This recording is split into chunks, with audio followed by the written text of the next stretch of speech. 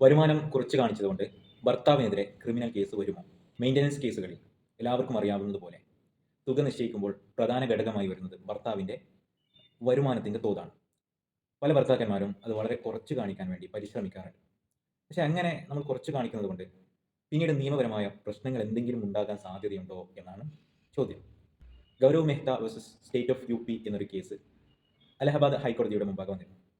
കേസിൽ സംഭവിച്ചത് എന്താണെന്ന് ചോദിച്ചാൽ, ഭർത്താവും ഭാര്യയും വേർപിരിഞ്ഞതിന് ശേഷം കുട്ടിയുടെ മെയിൻ്റനൻസ് ചോദിച്ചുകൊണ്ട് CRPC 125 അനുസരിച്ച് ഭാര്യ കോടതിയെ സമീപിക്കുകയുണ്ടായി.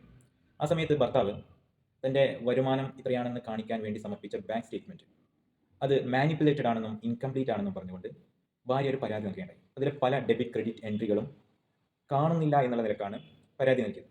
ആ പരാതിയുടെ അടിസ്ഥാനത്തിൽ പോലീസ് ഒരു ക്രിമിനൽ കേസ് എടുക്കുകയും ചാർജ് ഷീറ്റ് ഫയൽ ചെയ്യുകയും ചെയ്തു.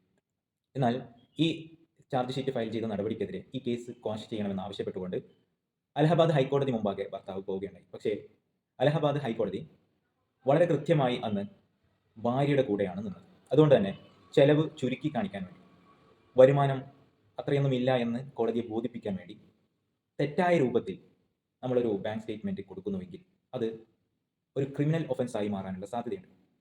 ഈ കേസിൽ തന്നെ ഫോർജറി എന്നുള്ള നിലക്കാണ് ഭർത്താവിനെതിരെ കേസ് വരുന്നത്. അതുകൊണ്ട് ആ കാര്യം എല്ലാവരും വളരെ ശ്രദ്ധയോടെ കൈകാര്യം ചെയ്യുക.